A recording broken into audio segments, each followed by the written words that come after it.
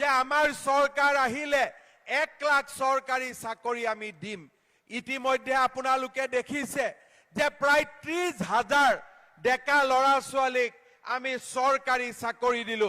কোনোবা ৰাস্তাৰ কাষত চাহ বনোৱা দোকানীৰ ল'ৰা, কোনোবা গাঁৱৰ খেতিয়কৰ ল'ৰা 1 টকাও ঘোষ নিদিয়াকৈ আজি অসমত চৰকাৰী চাকৰি পাবৰ বাবে ল'ৰা ছোৱালী সক্ষম হৈছে।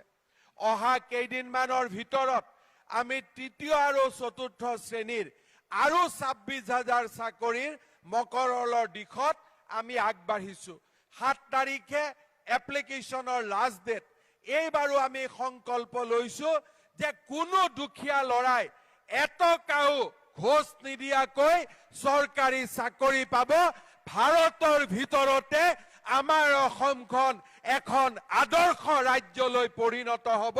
সেই দিশেৰে আমি আগবাঢ়িছো।